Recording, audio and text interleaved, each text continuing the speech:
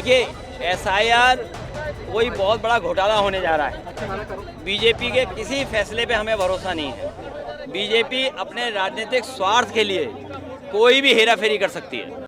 नमस्कार दोस्तों, मैं मुकेश उपाध्याय और आप देख रहे हैं भारत टाइम्स न्यूज। आज हम बात करने जा रहे हैं उस मुद्दे की जिसे देश का मुख्य धारा मीडिया छूने की हिम्मत भी नहीं कर रहा। उस मुद्दे की जिस पर विपक्ष ने आवाज जरूर उठाई लेकिन सत्ता के गलियारों में सन्नाटा पसरा है। उस मुद्दे की जिसे एसआईआर यानी स्पेशल समरी रिवीजन कहा जा रहा है।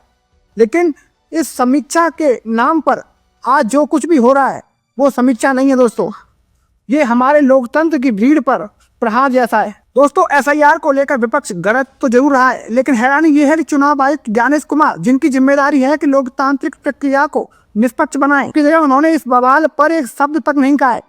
जब एसआईआर के दौरान लगातार घटनाएं सामने आ रही हैं, जब पीएलओ और बीएलओ पर इतना दबाव है कि 19 दिनों में 6 राज्यों में 15 पीएलओ की जान जा चुकी है, तो सवाल उठना लाजमी है दोस्तों, आखिरकार चुनाव आयोग चुप क्यों है? क्या इस देश में लोकतंत्र की सुरक्षा सिर्फ विपक्ष की जिम्मेदारी है?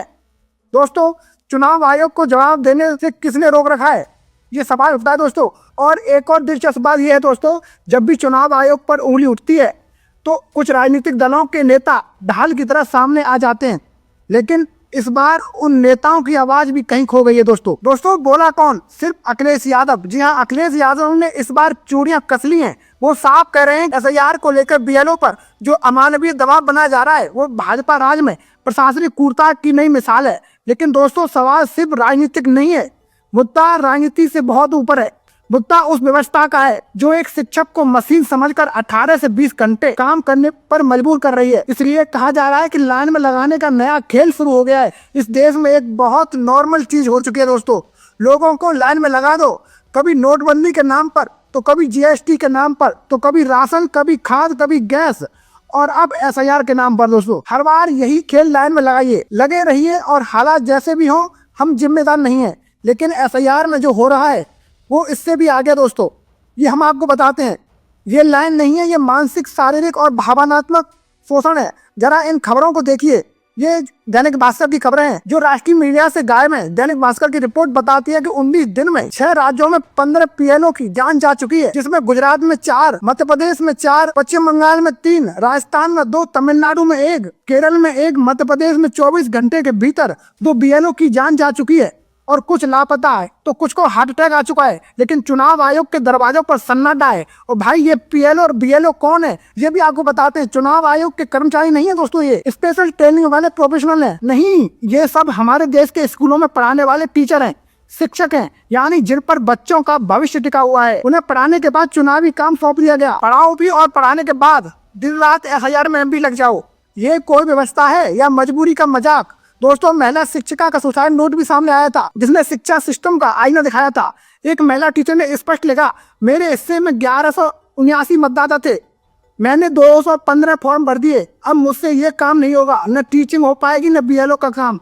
दोस्तों, ये शब्द नहीं, ये चीख है, उस सिस्टम की चीख है जो असंभव लक्ष्य दे रहा है, जिसके लिए न संसाधन है, न समय, न प्रशिक्षण, न समर्थन।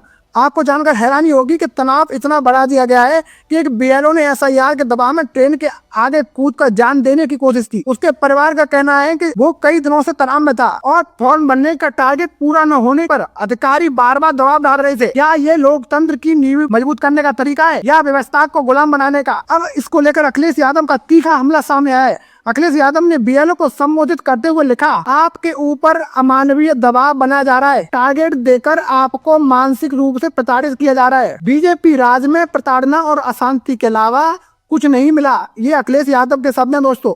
उन्होंने आगे ये भी कहा कि बीएलओ चुनाव आयोग के कर्मचारी नहीं है, ये शिक्षक हैं, ये बच्चों के पढ़ाने वाले शिक्षक हैं, ये शिक्षा देने वाले भगवान हैं। उन्हें मशीन समझकर 18 से 20 घंटे काम करवाना अमानवीय है दोस्तों, सवाल उठता है, क्या अखिलेश के आरोप गलत हैं या सच को सुनने की हिम्मत सत्ता में नहीं है?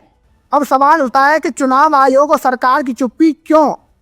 इतनी जान चली गई, इतना दबाव, इतनी घटनाएं, लेकिन चुनाव आयोग ज्ञानेश कुमार चुप क्यों है? सरकार चुप क्यों है? पावरफुल नेताओं का सोशल मीडिया अकाउंट जहां हर छोटी बड़ी बात पर ट्वीट होते थे, वहां भी चुप्पी क्यों है? ये चुप्पी क्या कहती है दोस्तों? क्या ये स्वीकार रोकती है सिस्टम में गंभीर खामियां हैं दोस्तों, या फिर सिस्टम को लेकर चर्चा सरकार के एजेंडे में ही नहीं है दोस्तों? दोस्तों अब सवाल ये भी है कि एसआईआर आखिर इतनी जल्दी क्यों है?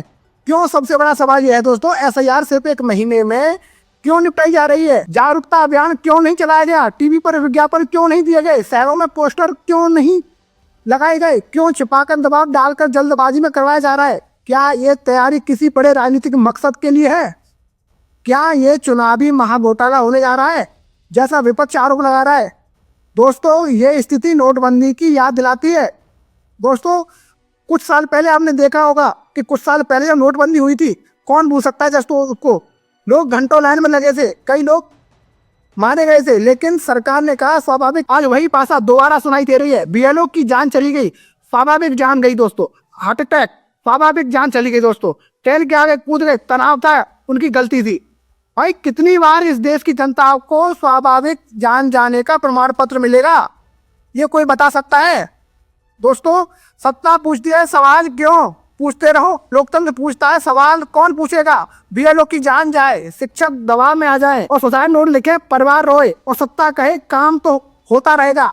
ये कौन सा लोकतंत्र है? क्या इस देश में सरकारी नौकरी जान देकर पूरी करने वाली जिम्मेदारी बन चुकी है? दोस्तों भाजपा को भी जवाब देना चाहिए। अखिलेश यादव एक लाइन में कहते हैं कि भाजपा ने नई नौकरियां तो नहीं दी, जो शिक्षकों की नौकरियां थी उन्हें भी इतना मुश्किल बना दिया है कि लोग नौकरी छोड़ने पर मजबूर हो रहे हैं। ये आरोप गंभीर है, भाजपा को इनका जवाब देना चाहिए। दोस्तों चुनाव आयोग को भी जवाब देना चाहिए, लेकिन मिल क्या रहा है दोस्तों? सिर्फ चुप्पी। सबसे बड़ा सवाल यही है दोस्तों, ये सब क्यों हो रहा है? क्या एसआईआर के नाम पर सवाल उठने लाजमी है? दोस्तों क्या वोटर लिस्ट में छेड़छाड़ की जा रही है? क्या विपक्ष के वोट हटाने की तैयारी है? क्या जल्दबाजी में कोई बड़ा समीकरण बदलने की कोशिश हो रही है? देश जानना चाहता है दोस्तों, देश को जवाब चाहिए और जवाब से भागना लोकतंत्र की सबसे बड़ी नाइंसाफी है दोस्तों एसआईआर एक जरूरी प्रक्रिया है, इसमें कोई दो राय नहीं है, ये हम सब जानते हैं। लेकिन प्रक्रिया से ज्यादा महत्वपूर्ण है मानवता। जब बीएलओ पीएलओ टीचर जो एक देश की असली रीढ़ हैं वे ही टूटने लगे हैं, तो समझ लो कि सिस्टम कहीं ना कहीं गलत दिशा में जा रहा है। अखिलेश यादव ने आवाज उठाई है, लेकिन सवाल विपक्ष तक सीमित नहीं है। ये सवाल लोकतंत्र का है, ये सवाल आम लोगों का है, ये सवाल उस सिस्टम का है जो धीरे धीरे संवेदनहीन होता जा रहा है। एसआईआर के नाम पर जो घटनाएं हो रही हैं उनकी जांच सिर्फ जरूरी नहीं आवश्यक है। दोस्तों चुनाव आयोग की चुप्पी टूटनी चाहिए, सत्ता का जवाब आना चाहिए और जनता को बताया जाना चाहिए कि इतनी जल्दबाजी क्यों। तो दोस्तों मैं तो आपके साथ मुकेश उपाध्याय और आप देख रहे थे भारत टाइम्स न्यूज, और जुड़े रहिए क्योंकि हम सच की आवाज को कमजोर नहीं होने देंगे दोस्तों। जय हिंद, जय भारत।